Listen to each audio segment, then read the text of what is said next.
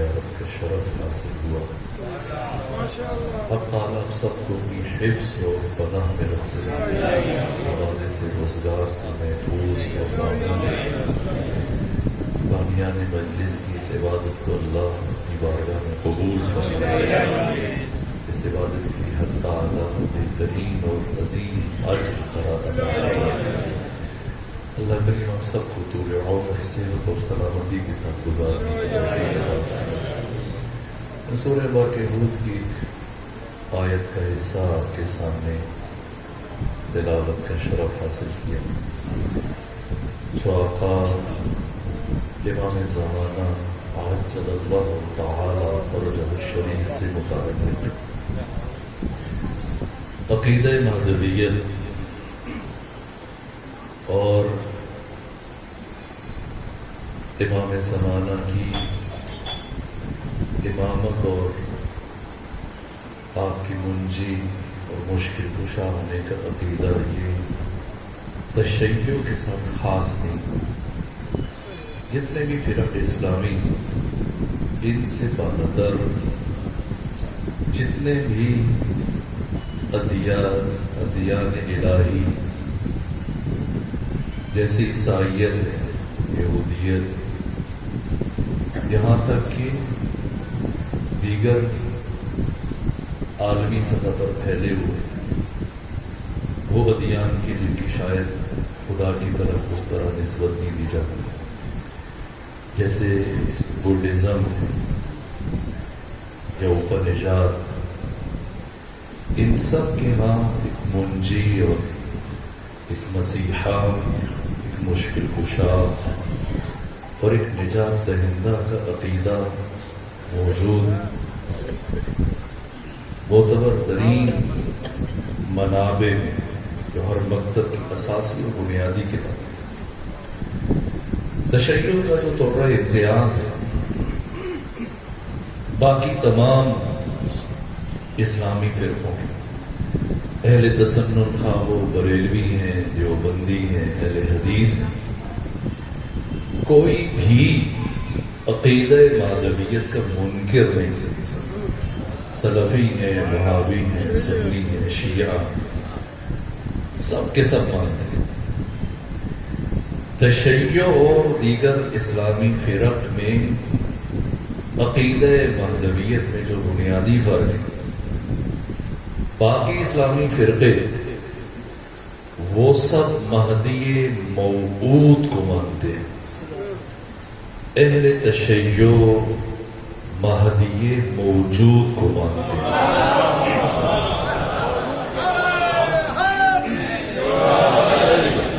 اہل تسنن کے ہاں جو مہدویت کا تصور ہے ان کی معتبر کتابوں میں جو اکثریت، ورنہ محی الدین ابن عربی جیسی عظیم الشان شخصیت کہ جو مکتب اہل تسنن میں ایک پہاڑ سے وزنی نام سمجھا جاتا ہے، ان کی کتاب فتوحات مکیہ اس کی 4 جلد میں انہوں نے تصریح کی کہ امام زمانہ کی ولادت ہو چکی اور ان کا تعلق ذریت پیغمبر سے اور فاطمہ کی نسل سے ہیں اور ان کے جد اعلیٰ حسین ہیں اور ان کے باپ کا نام محمد ہے اور ان کا لقب عسکری اور محمد تقی اور حسن عسکری، ان کے والد کا نام حسن لقب عسکری اور ان کے والد کا نام محمد اور ان کا لقب تقی، باپ بریکٹ میں لکھا ہے بتا، ان کے باپ کا نام علی اور لقب نقی اور بریکٹ میں لکھا ہے بنون. اتنی صراحت کے ساتھ اور بیان کیا کہ ان کی ولادت کو 700 کچھ سال گزر چکے ہیں. اپنی کتاب فتوحات مکیہ امام شعرانی اور بڑے بڑے ائمہ اہل سنت عقیدہ مہدویت میں وہ تشیع سے قریب تر، لیکن جو اکثریت کا عقیدہ ہے میں اس کی بات کر رہا ہوں، وہ مہدی موعود کے قائل ہیں. ہم مہدی موجود کے قائل ہیں. وہ جس کو مہدی کو مانتے ہیں یعنی ایسا مہدی جس کا وعدہ ہے ابھی پیدا نہیں. اور ہمارا مہدی وہ ہے جس کی وجہ سے کائنات چل رہی ہے, جس کی وجہ سے ہم زندہ ہیں, سانس لے رہے ہیں, ہمیں رزق مل رہا ہے. تمام تر موجودات عقیدہ مہدویت جو تشیع کا ازرو قرآن اور ازرو سنت ہے, وہ اللہ من منہ الوجود اور امام من بہ الوجود. اللہ نے کائنات کو عدم سے وجود دیا, اس عالم ہست و بود کو, اس عالم آب و گل کو, اس بزم گیتی و کائنات کو, اس دھرتی اور جہان کو بنایا. بنانے والا خدا ہے, اور جس کی وجہ سے یہ جہان چل رہا ہے وہ اس اللہ کی حجت ہے. اس لیے حضرت ابو بصیر سے جب امام ششم غیبت کے دور کے حالات بیان کر رہے تھے, اسے حضرت ابو جعفر یعقوب کلینی نے بیان کیا اصول کافی میں, جو ہماری معتبر کتاب ہے. تو شوق بڑا ابو بصیر کا, اے کاش ہم بھی اس عصر میں ہوتے. تو امام نے یہ فرمایا, امام ششم نے, کہ اگر کوئی امام کی معرفت نہیں رکھتا اور ان کے عہد میں موجود ہے, انہیں دیکھتا ہے, روزانہ دیکھتا, لیکن اگر معرفت نہیں رکھتا تو وہ جاہلیت کی موت مرے گا, کفر کی موت مرے گا. لیکن اگر وہ عصر غیبت میں اس نے امام کو نہیں دیکھا لیکن معرفت رکھتا اور معرفت رکھتے ہوئے دنیا سے جائے گا, تو ایسا ہے, یہ امام کے الفاظ ہیں امام ششم کی, گویا امام کے خیمے میں, امام کے فستاق میں, امام کے زانوں پر سر رکھ کر اس نے جام شہادت نوش کی. اصل معرفت ہے. تو ابو بصیر نے پوچھا کہ پھر عصر غیبت میں مومن کی ذمہ داری کیا ہے؟ فرمایا لازم ہے کہ فَإِنَّكَ إِن لَّمْ تُعَرِّفْنِي رَسُولَكَ لَمْ أَعْرِفْ حُجَّتَكَ. اگر تم نے مجھے اپنے رسول کی معرفت عطا نہ کی, میں کبھی تیری حجت کی معرفت حاصل نہیں کر سکتا. حجت خدا کی معرفت کے لیے پہلے خدا کی معرفت شرط ہے اور رسول کی معرفت شرط ہے. اسی لیے عرض کرتا ہوں کہ مسئلہ خلافت میں ہمارا برادران اہل تسنن کے ساتھ کوئی اختلاف نہیں. وہ بریلوی ہیں, دیوبندی ہیں, اہل حدیث ہیں, کسی بھی اسلامی فرقے سے ان کا تعلق. مسئلہ خلافت میں ہمارا ان کے ساتھ کوئی اختلاف نہیں. وہ جس خلیفہ کو مانتے ہیں اور ہم جس خلیفہ کو مانتے ہیں, صرف سے میدان الگ ہے, زمین آسمان کا فرق ہے. وہ خلیفۃ المسلمین کی بات کرتے ہیں, ہم خلیفۃ اللہ فی الارضین کی بات کر رہے ہیں. مسلمانوں کا خلیفہ کوئی بھی ہو سکتا ہے, جسے 2, 4, 10, 20, 40, 50 مسلمان جمع ہو کے منتخب کر لیں, خلیفہ بنا لیں. لیکن اللہ کا خلیفہ صرف وہ ہو سکتا ہے جسے خدا خود منتخب کرتا ہے. علی کو خدا نے منتخب کیا, پیغمبر نے اعلان کیا ہے, امام زمانہ انتخاب خدا ہے, انتخاب خدا ہے. یہ خلافت بمانے حکومت, اگر کوئی علی کے لیے ثابت کرنا چاہتا, وہ سمجھتا ہے اس نے علی پہ احسان کیا, تو ہرگز یہ احسان نہ کرے. کوئی علی کو پہلا ثابت کرنے کی کوشش کر رہے, کوئی علی کو چوتھا ثابت کرنے کی کوشش کر رہے. نہ علی پہلے ہے نہ چوتھے. علی کا کسی کے ساتھ کوئی تقابل نہیں. علی خلیفہ خدا ہے, علی جانشین خدا ہے. اس حکومت اور خلافت کی ارزش اور اہمیت اور حقیقت علی کے نزدیک خود علی نے بتائی. جنگ صفین میں مقام ذیقار پہ جب اپنی پھٹی ہوئی جوتی گاڑ رہے, تو آپ کا شاگرد حبر الامہ مفسر قرآن عبداللہ ابن عباس آگے بڑھا, وہ حیرت سے دیکھ رہا ہے 3 بر اعظموں کا حکمران علی وہ اپنے ہاتھوں سے پھٹی ہوئی جوتی کاٹ رہے ہیں. جب امیر المومنین نے حیرت سے دیکھا عبداللہ ابن عباس کو، دیکھا کہ اتنی حیرت سے پھٹی ہوئی نگاہوں سے دیکھ رہے، تو پوچھنے لگے ابن عباس بتاؤ تمہاری نگاہ میں میری اس جوتی کی کیا قیمت ہے؟ اب دوبارہ دیکھا ابن عباس نے حضرت کے نالین پاک کو، دیکھنے کے بعد کہا ناراض نہ ہو تو عرض کرو. حضرت نے فرمایا کہو. تو عرض کیا کہ آپ کی جوتی اتنی کہونا ہے، اتنی پھٹ چکی ہے، اتنی پرانی ہے کہ اگر آپ اسے پھینک دیں تو عرب کا فقیر ترین شخص اسے نہیں اٹھائے. یہ سنا امیر المومنین نے ابن عباس کی طرف دیکھ کر فرمایا سنو ابن عباس، تمہاری اس حکومت اور خلافت کی قیمت علی ابن ابی طالب کے نزدیک اس پھٹی ہوئی جوتی سے بھی کمتر ہے.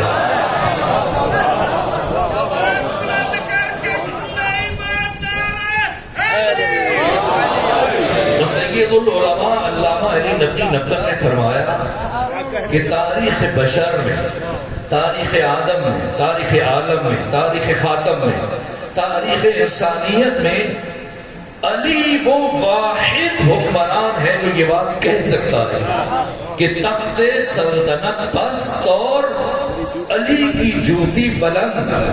کیوں؟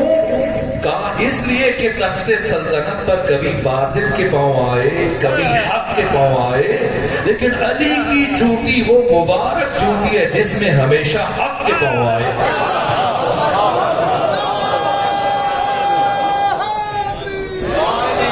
امام زمانہ خلیفہ خدا، اگر کوئی زمین باقی ہے اور زمین پر جو زندہ ہے، چل رہا ہے، سانس لے رہا ہے، رزق کھا رہا ہے، ہر سانس پر وہ مدیون اور مقروض ہے. یوسف فاطمہ فرزند رسول امام زمانہ عجل اللہ تعالی فرجہ الشریف کا، الحجت قبل الخلق ومع الخلق وبعد الخلق. حجت خدا مخلوق سے پہلے، حجت خدا مخلوق کے ساتھ ہے، حجت خدا مخلوق کے بعد ہے. جب انسان پیدا نہیں ہوئے تب بھی اللہ نے اپنی حجت کو رکھا، جب انسان ختم ہو جائیں گے تب بھی حجت خدا ہوگی، اور ہر عصر میں اللہ کی حجت موجود رہی ہے. کوئی زمانہ حجت خدا کے بغیر خالی ممکن نہیں ہے. امام فرماتے ہیں لولا الحجہ لساخت الارض باہلہا، اگر حجت خدا زمین پر نہ ہو تو زمین اپنے اہل سمیت نابود ہو گئے. ایک بنیادی فرق، وہ مہدی موعود کے قائل ہیں، ہم مہدی موجود کے قائل ہیں. اور دوسرے فرق بہت ہیں. ایک اور عرض کریں، ان کے ہاں مہدویت فقہی مسئلہ اور فقہ اور احکام میں وہ مہدویت سے متعلق گفتگو کرتے ہو، امامت سے متعلق. ہمارے ہاں مہدویت کلامی مسئلہ ہے اور ہم عقائد میں جا کر اس سے متعلق گفتگو کرتے ہیں. امام زمانہ یہاں تک کہ ختمی مرتبہ جب 23 سالہ عہد رسالت آخری مرحلے میں پہنچا تو اپنی زندگی سے 70 دن پہلے صحابہ تقریباً 90% اصحاب کرام کا اجتماع ہے، بہت کم رہے. کبھی غدیر آپ کی خدمت میں عرض کروں گا، تاریخی حوالوں کے ساتھ تو اندازہ ہو بہت کم لوگ بچے، ورنہ تمام خطوں سے صحابہ کرام کو جو جمع کیا. یہ عہد رسول کا سب سے بڑا عظیم الشان اور تاریخی اجتماع، 1.5 لاکھ کے قریب صحابہ.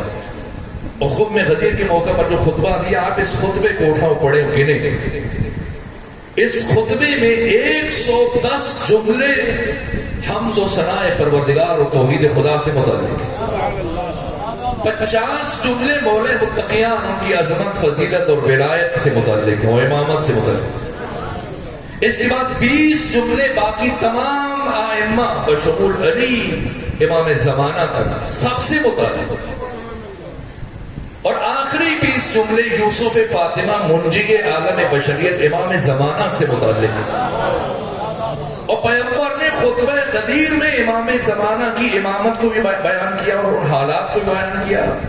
ظہور کی علامات کی طرف بھی اشارہ کیا، آپ کی دونوں غیبتوں کو بھی بیان کیا، غیبت صغریٰ، غیبت کبریٰ، اور منتظر کی خصوصیات کو بھی بیان کیا۔ یہ عقیدہ مہدوی ہے۔ پہلا سوال جو طالب علم جو اسکول میں کالج میں پڑھتا ہے اور آج کل جو ذہنوں میں باتیں منتقل کی جاتی ہیں، کیسے ممکن ہے کہ ایک انسان اتنے عرصے سے زندہ ہو؟ ابلیس کے بارے میں تو کبھی یہ سوال نہیں کیا کہ کیسے، وہ تو کب سے زندہ ہے اور اب تک زندہ ہے اور قیامت تک زندہ رہے گا، اس کے بارے میں سوال نہیں کیا جاتا ہوگا۔ کیا جائے تو کہتے ہیں اسے تو خدا نے زندہ رکھا ہوگا۔ ہم تو کب کہتے ہیں کہ امام زمانوں کو غیر خدا نے زندہ رکھا ہوگا؟ یہ لطف خدا کے خلاف ہے کہ گمراہ کرنے والا زندہ اسے چھوٹ ملی ہوئی اور ان کی ہدایت کرنے والا موجود نہ ہو۔ موجود ہے وہ اللہ جو اپنے ایک جانشین کو کیسے زندہ رہ سکتا ہے یہاں، جب یہ سارے آب و ہوا کے اثرات قبول کرتا ہے تو انسان کب تک زندہ رہ سکتا ہے؟ آج بھی اگر کوئی حفظان صحت کے اصولوں کی بہت رعایت کرے اور خالص پانی پیے اور خالص غذائیں کھائے اور موسمی اثرات اور وباؤں سے بچائے، تب بھی کتنا جی لے گا؟ 200 سال؟ تو کیسے ممکن ہے کہ ایک انسان 1200 سال سے زندہ؟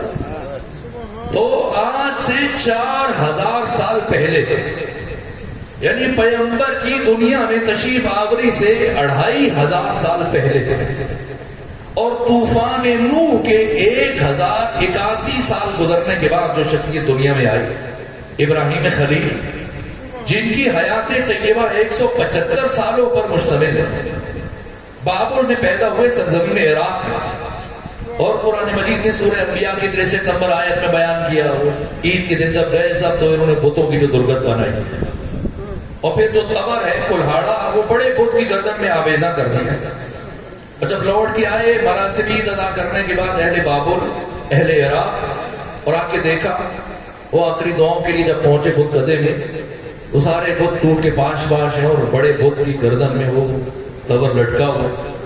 تو کہا یہ کس نے کیا؟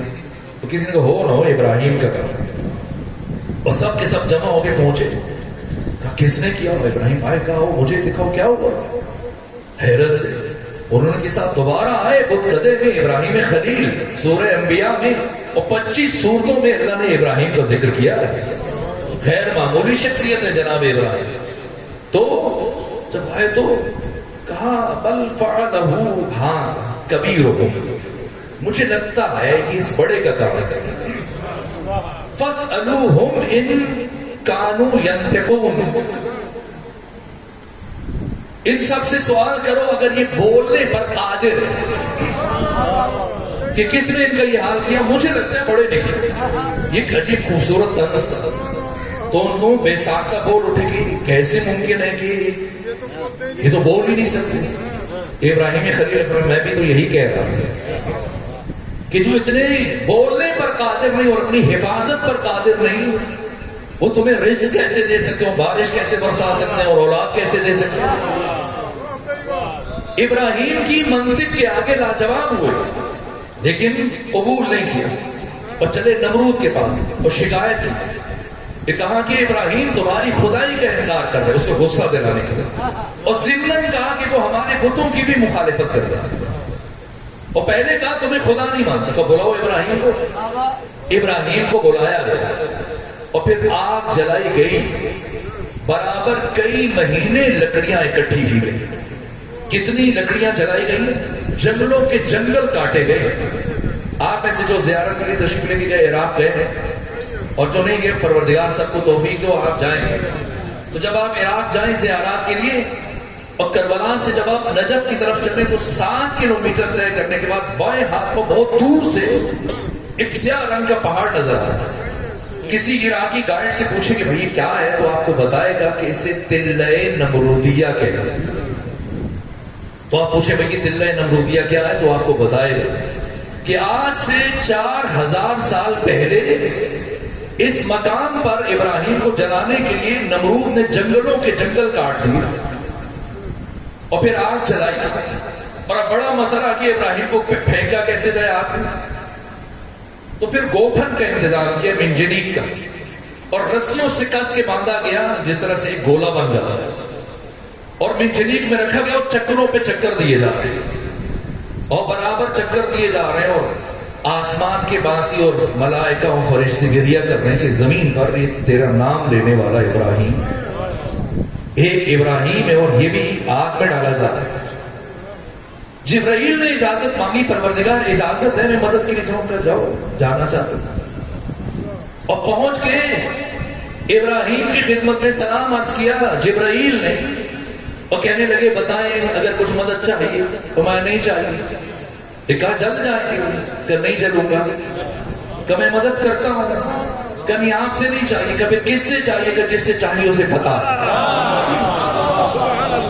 ابراہیم کا عقیدہ ہے در حالی کے رسیوں سے جکڑ کے باندھا گیا اور چکروں پر چکر دیے جا رہے ہیں، اس کے باوجود جب جبرائیل سوال کر رہے ہیں تو جواب میں ابراہیم کو ہزیان نہیں ہو رہا۔ جو رتبے میں ختمی مرتبہ سے کمتر ہیں ابراہیم خلیل، گوپن اور منجنیق میں چکروں پر چکر دیے جائیں انہیں ہزیان نہ ہو، اور جو تمام نبیوں کا سردار اسے معمولی بخار میں ہزیان ہو جائے، ممکن نہیں۔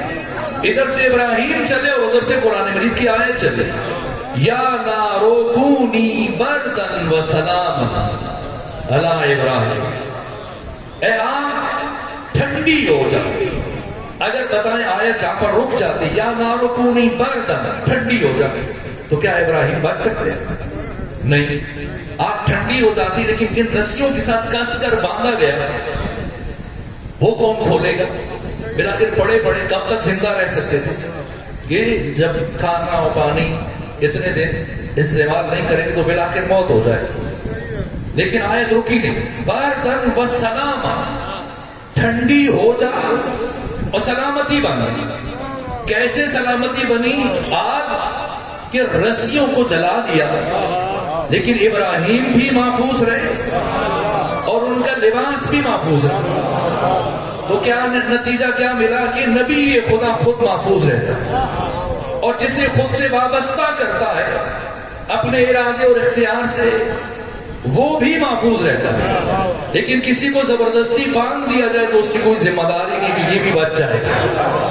یا نارو کونی بردن و سلام، تو اللہ کا ایک نمائندہ جسے دیکھیں آج سے 4000 سال پہلے جنگلوں کے جنگل کاٹ کر اتنی بڑی آگ کہ 4000 سالوں میں کتنی آندیاں آئیں، طوفان آئے، بارشیں ہوئی، اس کے باوجود وہ رات کا پہاڑ آج تک باقی ہے جو میلوں دور سے نظر آتا ہے۔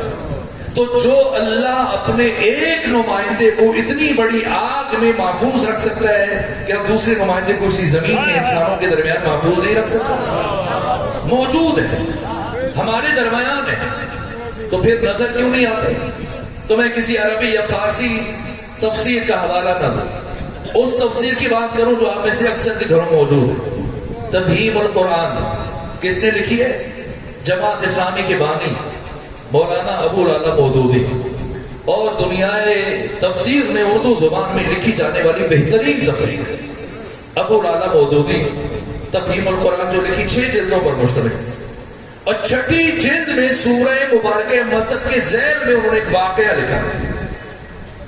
ابو الاعلی مودودی جا کے پڑھ لیجیے، لکھا کہ پیغمبر گرامی اسلام کا چچا ابو لہب اور اس کی بیوی جس کا نام ام جمیل تھا، جو صخر جس کی کنیت ابو سفیان ہے، اس کی بہن ہے، ابو سفیان کی بہن ام جمیل جو ابو لہب کی بیوی، تو اس میں ابو لہب پر بھی اثر چھوڑا، اسے بھی پیغمبر کا دشمن بنایا، اور اب چونکہ ان کا گھر قریب تھا پیغمبر سے جڑا ہوا تھا، تو یہ اپنے شوہر کو اٹھا کے آدھی رات کو جنگل جاتا ہے اور وہاں سے جھاڑیاں اور کاٹ کر پیغمبر کے دروازے کے سامنے بچھا دیتے تھے، تاکہ جب پیغمبر صبح اٹھ کر باہر آئے ہیں تو یہ کانٹے آپ کے پاؤں میں چبھے، آپ لہو لہان ہو جائے۔ گھر میں کوڑا اکٹھا کرتی، جھاڑو چلانے کے بعد سارا کوڑا اٹھا کے پیغمبر کے گھر میں پھینک دیتی، توہین کرتی۔ تو اس کی مذمت میں اور ابو لہب کی مذمت میں نام لے کر اللہ نے پورا سورہ اتارا، تبت یدا ابی لہب وتب۔ اور ابو الاعلی مودودی نے لکھا جب یہ سورہ نازل ہوا تو ابھی بہت غصے میں، تو تو اب ابو العلا مودودی اپنی تفسیر سورہ مسد کے ذیل میں یہ واقعہ لکھا کہ پیغمبر اکرام اسلام کے ایک صحابی، پہلے نام عتیق تھا لیکن پیغمبر نے بدل کے عبداللہ رکھ دیا، عبداللہ بن عثمان بن عامر کنیت ابو بکر، تو پہلے خلیفہ۔ تو ابو العلا مودودی کہتے ہیں کہ وہ پیغمبر کو بتا رہے ہیں یا رسول اللہ آپ اکیلے گھر سے باہر نہ نکلا کریں۔ پیغمبر نے پوچھا کیوں، کیا ہوا؟ کہا آج کل ام جمیل ہاتھ دھو کے آپ کے پیچھے پڑی ہے اور برابر آپ کو تلاش کر رہی ہے، ایسا نہ ہو اکیلے دیکھ کر آپ کو نقصان پہنچائے اور آپ کی توہین کرے اور بے ادبی کرے، گستاخی کرے۔ اب یہ بات چل رہی ہے، کبھی ہوتا ہے دو افراد کسی تیسرے سے متعلق بات کرنے، وہ اوپر سے تیسرا پہنچ جائے تو آپ کیا کہتے ہیں؟ آئیے جناب ابھی آپ ہی کا ذکر خیر ہو گیا۔ تو یہ عتیق جن کا بعد میں پیغمبر نے نام عبداللہ رکھا کنیت ابو بکر نے بتایا کہ ام جمیل آپ کو ہر وقت تلاش کر رہی ہوتی ہے، ذرا احتیاط کرو، سنبھل کے رہے، اکیلے نہ نکلا۔ یہ بات ہو رہی ہے تو اچانک سے نمودار ہوئی، ایک ہاتھ میں خنجر ہے دوسرے میں پتھر ہے، تو فوراً سے ابو بکر نے کہا یا رسول اللہ وہ آ رہی ہے۔ پیغمبر نے پوچھا کون؟ کہا ام جمیل۔ فرمایا آ رہی ہے تو آنے پڑھ لیجیے گا جا کے، اگر برادران اہل تسنن موجود ہیں ان کے گھروں میں بھی اور اہل تشیع کے ہاں بھی یہ تفسیر موجود ہوگی، تفہیم القرآن، جا کے دیکھیے گا 6 جلد سورہ مسد کے ذیل میں یہ واقعہ ہے۔ کہا یہ تو آنے دو، تو عرض کیا یا رسول اللہ آپ کو نقصان پہنچائے گا، تو کیا فرمایا؟ فرمایا نقصان پہنچائے گی تب جب مجھے دیکھے گی۔ تو عرض کیا یا رسول اللہ کیسے ممکن ہے کہ آپ میرے ساتھ کھڑے اور وہ آپ کو نہ دیکھے؟ فرمایا ابو بکر دیر کیسی ہے، ابھی دیکھ لینا کیا ہوتا ہے۔ اور کچھ لمحوں کے بعد جیسی وہ پہنچی آ کر غصہ کرنے لگی، ابو بکر کہاں ہے تمہارا صاحب محمد جو کہتا ہے میرے بارے میں اللہ نے یہ سورہ اتارا، کہیں مل جائے تو یہ خنجر اس کے سینے میں گھونپ دو، یہ پتھر اس کے سر پہ دے مارو۔ خوب غصہ کیا، باتیں سنائی، اور جب پلٹی تو ابو العلا مودودی نے لکھا کہ ابو بکر متوجہ وہ پیغمبر کی طرف عرض کیا یا رسول اللہ وہی ہوا جو آپ فرما رہے تھے کہ میں تو اسے نظر آ رہا تھا لیکن آپ اسے نظر نہیں آ رہے تھے۔ تو معلوم ہوا اگر پہلے مرحلے میں اللہ کی حجت کی جان خطرے میں ہو تو اللہ موجود ہوتے ہوئے اسے لوگوں کی نگاہوں سے اوجھل کر دیتا ہے۔ تو اگر اللہ اپنے آخری نمائندے کو موجود ہوتے ہوئے دوسروں کی نگاہوں سے اوجھل کر دے تو اس میں چاہے تعجب کیا ہے؟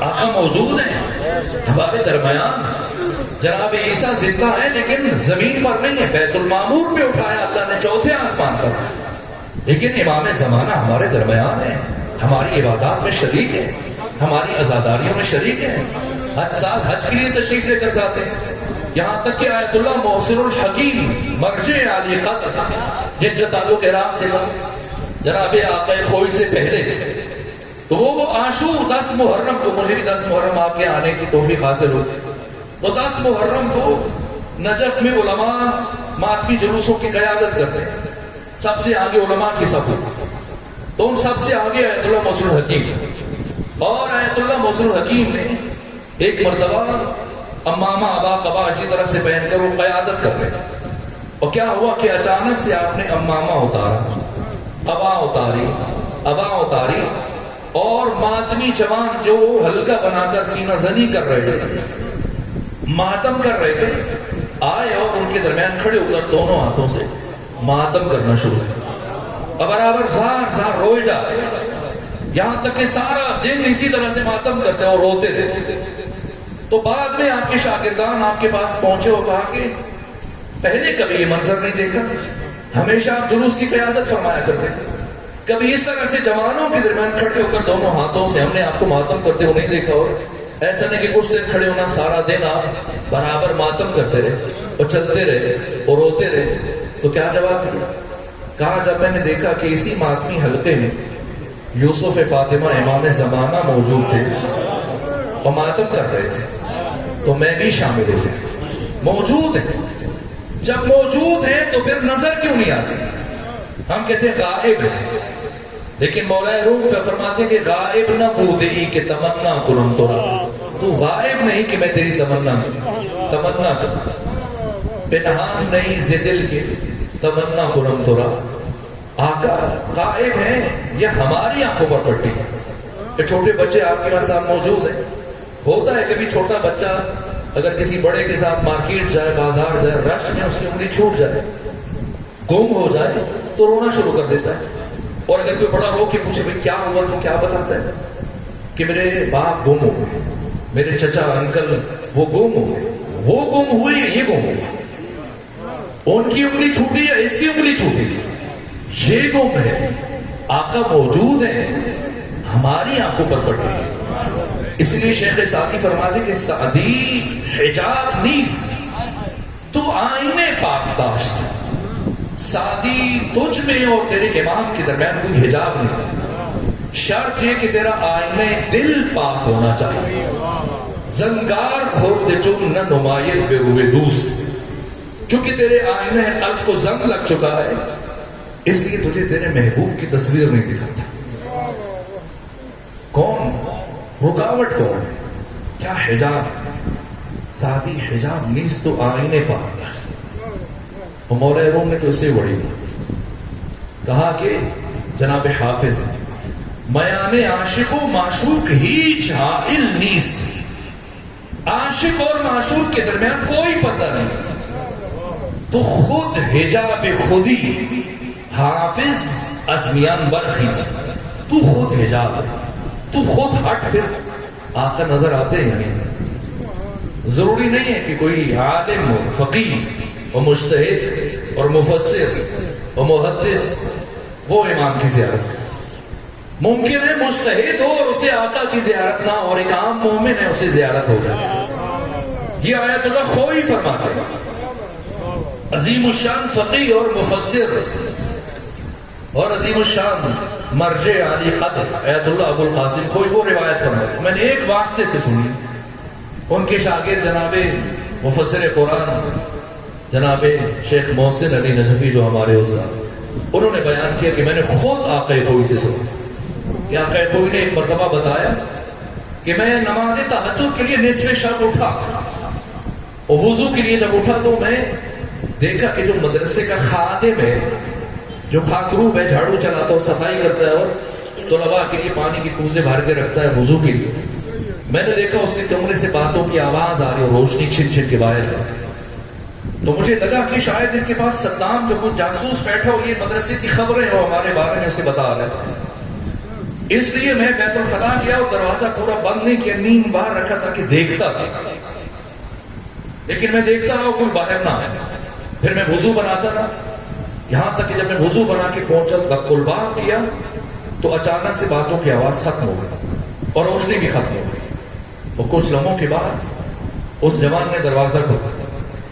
میں نے پوچھا کون تھا تمہارے ساتھ, تو اس نے مجھے ٹالنا چاہا, لیکن میں نے کہا کہ میں نے خود آواز سنی اور خود روشنی محسوس کی, تو بتاؤ کوئی تھا. تو مجھے اس انداز سے سوال کرتے اس جوان نے کہا آقا خوئی میں سمجھتا ہوں کہ آپ کیوں پوچھ رہے ہیں, آپ کو یہ لگ رہا ہے شاید میرے پاس صدام کا کوئی جاسوس آیا تھا, لیکن جا کے حجرے میں دیکھ لیجیے یہاں کوئی موجود نہیں. میرے پاس کوئی جاسوس یا کوئی دوسرا فرد نہیں, بلکہ میرے پاس آنے والے یوسف فاطمہ امام زمانہ عجل اللہ تعالیٰ فرمو شریف, اور آج پہلی مرتبہ نہیں آئے, اس سے پہلے بھی تشریف لاتے تھے. اور آقا کوئی آپ پائبند ہے, میرے کچھ کام باقی ہیں جو میرے ذمے آقا نے لگا رکھے ہیں, تو جب تک وہ کام میں انجام نہیں دے لیتا میں یہیں رکوں گا, اور جب تک میں یہاں پر ہوں میں راضی نہیں ہوں کہ آپ اس بات کو کسی اور کے سامنے بیان کریں. اگر میرے جانے کے بعد کسی کو بتانا چاہیں تو میری طرف سے کوئی اعتراض نہیں. آیت اللہ کوئی فرماتے میری چیخ نکل گئی کہ میں اتنے عرصے سے درس خارج پڑھا رہا ہوں, میرے ہزاروں کی تعداد میں شاگرد ہیں, قرآن کی تفسیر لکھی, لیکن مجھے آج تک کبھی امام زمانہ کی زیارت نصیب نہیں ہوئی. اور یہ عام جوان ہے, مومن ہے, جو مدرسے کی خدمت کرتا ہے, طلباء کی خدمت کرتا ہے, لیکن دل اتنا پاک ہو چکا ہے کہ خود آقا تشریف لاتے ہیں, اور جو بلائے آقا آتے ہیں. آیت اللہ تہرانی فرماتے ہیں کہ ایک دن ان کی جو محلے کی مسجد تھی تہران میں, ایک جوان ان کے پاس آیا اور آنکھیں دھنسی ہو, چہرے کا رنگ زار تھا, بال بکھرے ہو, بہت پریشان تھا. میں نے پوچھا کیا ہوا تمہارے گھر میں, خیریت ہے, کسی کی موت ہو گئی ہے, کوئی بڑی پریشانی ہے؟ کہ نہیں آقا, کوئی ایک عجیب معاملہ پیش آ گیا. میں نے پوچھا کیا ہوا, بتاؤ.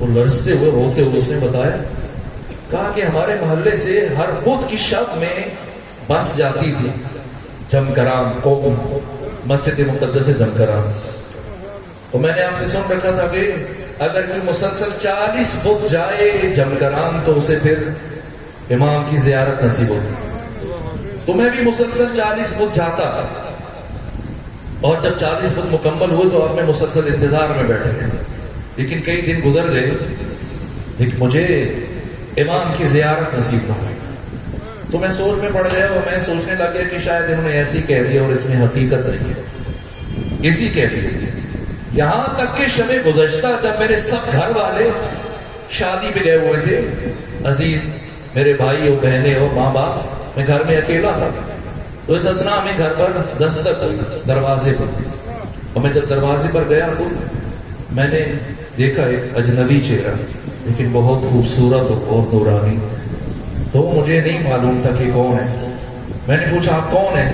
کہا میں وہی ہوں کہ برابر تم جس کے لیے مسجد جمکران جا کر سفر کرتے رہے، 40 بدھ برابر جاتے رہے، تو میں ایک دم سے گھبرا گیا، مجھے خیال آیا کہ میرے حجرے میں کچھ نامناسب چیزیں پڑی ہیں، کچھ ایسی سیڑھیاں اور ایسی تصویریں اور چیزیں کہ اگر ان کی نگاہ پڑی تو انہیں اچھا نہیں لگے، تو میں نے کہا آپ کچھ لمحے انتظار کریں میں ابھی آتا ہوں، اور میں پلٹ کر گیا اپنے حجرے میں اور چیزوں کو چھپانے لگا، رکھنے لگا، جب واپس لوٹ کر گیا اپنا موبائل وغیرہ چیزیں رکھ چکا، دروازے پہنچا تو میں نے دیکھا کہ امام آگے بڑھ چکے تھے اور گلی موڑ رہے تھے، اور جب موڑ رہے تھے تو یہ جملہ ان کی زبان پر جاری تھا، پروردگار تو جانتا ہے کہ میں صبح سے کتنے گھروں میں گیا، بلاتے ہیں لیکن دروازہ نہیں، آقا موجود ہے بلانے پہ آ بھی جاتا ہے، زیارت بھی کروا دیتا، لیکن کیا میرا گھر اس قابل ہے کہ آقا میرے مہمان بن سکے؟ میرا دسترخوان اس قابل ہے کہ وہ ہمارے ساتھ بیٹھ کر کھانا تناول فرما سکے؟ کیا میرا رزق اتنا پاک ہے؟ کیا میں خود کو ان کے سامنے اس طرح سے عیاں کر سکتا ہوں؟ بچے ہیں، جوان ہیں جو موبائل سے استعمال کر سکتے ہیں، جو اوپر کوڈ لگا کے رکھتے ہیں، وہ سارا دن اپنا وقت تلف کرتے ہیں، ایسے ممکن ہے کہ حضرت کے سامنے رکھیں؟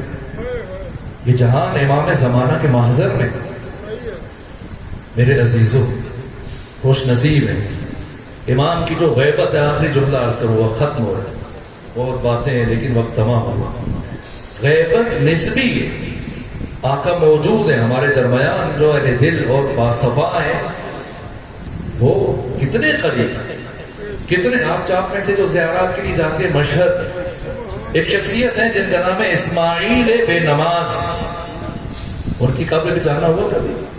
یہ اسماعیل بے نماز، اور یہ آخری جملہ عرض کروں، اس کو روایت کیا ہے حرم پناہی بزرگ آیت اللہ حرم پناہی، جن سے متعلق شہید عارف حسین الحسینی جتنا عرصہ قم میں رہے، جب کسی مسئلے میں مشوش ہوتے تھے تو استخارے کے لیے ان کے پاس جاتے تھے، اور جب پاکستان آئے اور جب قیادت کی ذمہ داری سنبھالی تو جب بھی کوئی بڑا فیصلہ کرنا ہوتا تھا تو اپنے دوستوں کو فون کرتے کہ جاؤ جا کر آقا حرم پناہی سے استخارہ لا، اور جو استخارے میں آتا تھا پھر اس کے مطابق عمل کرتے۔ یہ حرم پناہی آیت اللہ حرم پناہی یہ بیان فرماتے ہیں کہ میرا ایک دوست تھا کرج سے جس کا نام تھا شہریار، آپ مولا علی سے مدد مانگتے، پیغمبر سے مدد مانگتے، اس لیے جملہ عرض کر رہا ہوں کہ مجلس اختتام پذیر ہے اور وقت دعا ہے، تو یہ بات بھی سن لیں، چاہے مشہد جائیں امام رضا کی بارگاہ میں، چاہے کاظمین جائیں امام حسین کاظم کی خدمت میں، چاہے نجف جائیں مولا علی کی خدمت میں، چاہے کربلا جائیں امام حسین کی بارگاہ میں، آپ جس سے بھی مانگیں گے، جس سے بھی توسل کریں گے، جس سے بھی مدد مانگیں گے، تو آپ کے جس سے بھی مدد مانگیں گے وہ امام آپ کا مسئلہ آپ کے زمانے کے امام کو ریفر کرے گا۔ تو سن لیجئے، یہ آیت اللہ حرم پناہی فرماتا ہے کہ کرج سے ان کے دوست شہریار، گرمیوں کی چھٹیوں میں جیسے آپ شمالی علاقہ جاتے ہیں، کوئی سیاچل چلا جاتا ہے، کوئی اس طرح سے گلگت اور بلتستان، اور کوئی مری چلا جاتا ہے، کوئی کاغان، تو ایرانی جو نسبتاً مذہبی ہیں وہ شمال جاتے ہیں اور شمال میں پھر مشہد چلے جاتے ہیں، ہم خورما ہم ثواب کہ امام رضا کی بارگاہ میں رکیں گے، وہ موسم بھی اچھا ہوتا ہے۔ تو ایک مہینے کے ارادے سے انہوں نے اپنا جیب خرچ دیا، جناب شہریار نے نجف پہنچ گئے، مشہد پہنچ گئے، اور ایک دن جب گزرا اور کھانا کھانے کے لیے بیٹھے مہمان سرا میں، اور جب بل کی ادائیگی کا وقت اور جیبوں میں ہاتھ ڈالا تو دیکھا کہ جیب یا رقم گر چکی ہے یا کسی نے جیب مار لی. پریشان ہو اسے عذر خواہی کی اور کہا میں ضرور تمہاری رقم ادا کر دوں گا، میرے ساتھ یہ پریشانی ہے. اس نے کوئی بات، لیکن اب 30 دن گزارے اور جہاں ٹھہرے اس کا کرایہ دینا ہے، وہ واپسی کے لیے بھی کرایہ چاہیے، تو وہ باقی ذرائع بھی نہیں ہیں ایسے، تو کرج سے مشہد میں. تو اب یہ پہنچے امام کی حرم میں، ریسٹورنٹ سے اٹھے وہ سیدھے امام کے حرم میں پہنچے، زیارت پڑی اور تبسم کیا، کہا آقا امام رضا میں آپ کا مہمان ہوں اور چاہے بھوک سے مر جاؤں میں کسی اور سے سوال نہیں کرتا، آپ کی مرضی عطا کرے محروم رکھے. میں نے ہوٹل کا مسافر خانے کا بھی کرایہ دینا ہے، میں نے کھانے کے بھی اخراجات، میں نے واپس بھی جانا ہے، میں آپ کا مہمان ہوں، آپ کے لیے آیا. آپ نے دے دیا تو ٹھیک ہے، نہ دیا تو میں کسی اور سے نہیں مانگوں، چاہے بھوکا یا مر جائے. یہ کہا توسل کیا، گریا کیا، پلٹ کے گئے خوابگاہ میں، سوئے، آنکھ لگی. جب آنکھ لگی تو خواب میں امام زمانہ کو دیکھا. مانگا کسے؟ امام رضا سے. خواب میں کسے دیکھا؟ امام زمانہ کو دیکھا. کیا فرمایا؟ فرمایا شہریار کل صبح اذان فجر کے بعد جو پہلا شخص وہ صحن بزرگ میں داخل ہو اسے اپنی حاجت طلب کر لینا، وہ تمہاری مشکل آسان کر دے. تو شہریار کہتے ہیں کہ اگلے روز میں کھڑا ہو گیا، اذان کے سے پہلے گیا کون آئے گا. جیسی اذان ختم ہوئی تو دیکھا کہ اسماعیل بے نماز چلے آ رہے. اس وقت خراسان مشہد چھوٹا تھا، اتنا پھیلا ہوا نہیں تھا، عام طور پر کچھ افراد شناختہ شدہ تھے، اور اسماعیل چونکہ ہر روز بلا ناغہ امام رضا کی زیارت کے لیے آیا کرتے تھے تو سب جانتے تھے کہ وہ اسماعیل تھے. لیکن ان کا لقب بے نماز اس لیے پڑ گیا کہ کسی نے ان کو نماز پڑھتے ہوئے نہیں دیکھا کہ بھئی زیارت کی تو روز آ جاتے لیکن نماز پڑھتے ہوئے کسی نہیں دیکھا. تو وہ یہ بھی جانتے تھے پہلے سے ان کو. تو جب دیکھا کہ سامنے سے وہ آ رہے تو کہا محض خیال ہوگا، ورنہ امام کسی بے نماز شخص سے مدد مانگنے کا مجھے نہ ہے. تو ایسے ہی چلے گئے اور پھر جا کر امام کی بارگاہ میں دعا کی کہ حضرت میں تو آپ سے مانگ رہا ہوں، آپ نے میری کمک نہیں کی، لیکن میں یہ ادا کرتا ہوں کہ اگر آپ نے میری مدد نہ فرمائی تو میں اسی طرح سے بھوکا مر جاؤں گا، کسی اور سے نہیں مانگتا. یہاں تک کہ پھر گئے اور جا کے آنکھ لگی دوبارہ یہی خواب. اور دوسرے دن پھر اذان فجر کے ساتھ کھڑے ہوئے. تو جب کھڑے ہوئے تو دیکھا پھر اسماعیل بے نماز چلے آ رہے. تو اب یقین ہو چلا کہ نہیں بات کچھ اور ہے، وہ یقیناً انہی کو بھیجا گیا.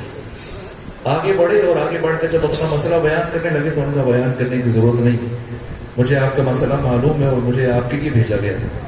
اور جیب میں ہاتھ ڈالا اور کچھ تو مانگ دیے کا گن لیں، اس میں کمی زیادتی نہیں. شہریار کہتے میں نے گنا تو نہ ایک تومان کم تھا اور نہ ایک تومان زیادہ تھا، اتنے ہی. تو پھر مجھ سے کہنے لگے کہ آپ آقا کے مہمان ہیں اور مجھے آپ کی خدمت کے لیے ذمہ داری دی گئی، تو جب تک ہیں سو رکیں، اور جب جس دن جانا ہو تو بتائیے گا، میں بدرقہ کروں گا، خدا حافظی کروں گا، آپ کو رخصت کروں گا. تو ایک دن پہلے مجھے بتا دیجیے گا جانا ہے. تو اسی طرح سے انہوں نے آخری دن بتایا، اسی وقت وہ آتے تھے، بتایا کہ میں کل چلا جاؤں. ان کا کل میں آپ کو رخصت کروں. سامان اٹھایا اسماعیل نے اور چلے. پوچھا کہ جلدی جانا چاہتے ہیں یا معمول کے مطابق جانا چاہتے ہیں؟ اگر جلدی پہنچا دے تو بہت اچھا ہے، کوئی ایسی صورت ہے. تو ٹرمینال کی طرف جانے کی بجائے ہم کو ایک خرابے کی طرف لے کے چل پڑے. تو میرے پیچھے آئے پھر آپ کو جلدی پہنچا. اور ایک ویرانے میں پہنچے تو کہا ذرا آنکھیں بند کریں، پھر ہم آپ کو گھر پہنچائیں. کچھ لمحوں کے لیے آنکھیں بند کی تو کہا آپ کھول لیجیے. آپ جو آنکھیں کھولی تو دیکھا خود کو ایک مانوس جگہ پر دیکھا، اور جب غور کیا تو دیکھا کہ تو یہ وہی انار کا باغ ہے جو میرا اپنا ملکیت ہے، کرج ہے. حیران ہو گئے کہ میں چشمے زدن میں کرج میں پہنچ گیا. تو اب گفتگو ہوئی، میں ایک جملہ آج کا وقت ختم ہوا. تو کہا کہ جناب اسماعیل بے نماز، جناب اسماعیل آپ آقا امام زمانہ سے اتنے قریب ہیں کہ وہ آپ کو ذمہ داریاں تفویض کرتے ہیں اور آپ کو دوسروں کی خدمت پر مامور کرتے ہیں. اور آپ کی یہ کرامات کہ آپ نے چشمے زدن میں مجھے مشہد سے کرج پہنچا دیا، لیکن دنیا والے آپ کو بے نماز کہتے ہیں. تو وہ مسکرائے اور کہا دنیا والے بھی صحیح کہتے ہیں، اس لیے کہ مجھے کبھی کسی نے نماز پڑھتے نہیں دیکھا. کیوں نہیں دیکھا؟ اس لیے کہ میں اپنی نماز امام زمانہ کے پیچھے ادا کروں. آقا موجود ہے ہمارے درمیان ہے، ہماری آنکھوں پہ پڑتی. اگر دل پاک ہو جائے تو کوئی حجاب نہیں. آئے امام زمانہ کو پرسہ پیش کریں. وقت دعا ہے، ہماری عزاداریوں میں شریک ہے. کس کا پرسہ پیش کریں؟ ان ہستیوں کا پرسہ پیش کریں جن کے متعلق فرماتے ہیں کہ میں صبح اور شام خون کے آنسو بہاتا. علامہ حلی فرماتے ہیں جب میں نے زیارت ناہیہ کی یہ جملے پڑھے تو میں نے عمل کیا، اور جب عمل کیا تو مجھے خواب میں امام زمانہ کی زیارت نصیب ہوئی. اور میں نے امام سے پوچھا یہ آپ کے جملے کہ میں صبح اور شام خون کے آنسو بہاتا ہوں؟ فرمایا حلی یہ میرے جملے. تو اس لیے روتے ہیں کہ عباس شہید ہوئے؟ فرمایا نا، آج عباس ہوتے وہ بھی خون کے آنسو بہاتے. کہا اس لیے کہ علی اکبر اور علی اصغر شہید ہوئے؟ فرمایا آج وہ سب ہوتے تو خون کے آنسو بہاتے. کہا اس لیے کہ دادا حسین شہید ہوئے اس لیے خون کے آنسو بہاتے. فرمایا آج میرے دادا حسین ہوتے وہ بھی خون کے آنسو. علامہ کہتے ہیں میں نے سر قدموں میں رکھا اور دست ادب جوڑ دیے کہ آقا بتائیں پھر خون کے آنسو کیوں روتے ہیں؟ فرمایا حلی ہم آل محمد نے اس دن سے خون کے آنسو بہانا شروع کیے جس دن سے دادی زینب کی چادر اتر. کتنا مشکل مرحلہ ہے. سیدہ زہرا سیدہ زینب سلام اللہ علیہ ننگے سر یزید جیسے شرابی کے دربار میں جانا. شرمندہ وقت ہوا بس ایک جملہ آج کا. جب جناب سیدہ زہرا کی شہادت ہوئی تو غسل و کفن کے بعد مولا متقیہ نے باری باری بچوں کو بلایا اور سب سے پہلے امام حسن مجتبیٰ کو بلایا کہ آئیں اور آ کر آخری مرتبہ اپنی ماں کے چہرے کی زیارت کریں. امام حسن آئے، پھر امام حسین سے کہا آئیں اور اپنی ماں کے چہرے کی زیارت کرنے کے آپ کی والدہ کو تدفین کے لیے لے کے جا رہے ہیں اور سنیں گے. سب سے آخر میں کس سے کہا؟ زینب کبریٰ کے لیے پیغام بھیجا. فرمایا فضا جا کر میری بیٹی زینب سے کہیں کہ آخری مرتبہ آ کر اپنی ماں فاطمہ زہرا کے چہرے کی زیارت کریں. اور جب پہنچی فضا بی بی کے حجرے میں اور کہا بابا کا پیغام دیا کہ بابا علی کہہ رہے کہ آخری مرتبہ ماں کے چہرے کی زیارت کر رہے ہیں، تو سنیں گے اس 5 برس کی بچی نے کیا جواب دیا. فرمایا کہ جا کر میرے بابا سے عرض کیجئے کہ جب میں ماں کی میت پر جاؤں گی مبادا گریہ کرتے ہو مجھے میری ردا کو ہوش نہ رہے تو مجھے ایسی حالت میں اپنے بابا کے سامنے جاتے ہوئے شرم محسوس ہوتی. رونا اس لیے ہے کہ جو بی بی 5 برس کی عمر میں اپنے بابا کے سامنے جاتے ہوئے شرم محسوس کر رہی ہے، اللہ جانے ننگے سر یزید جیسے شرابی کے دربار میں کیسے رہی ہو.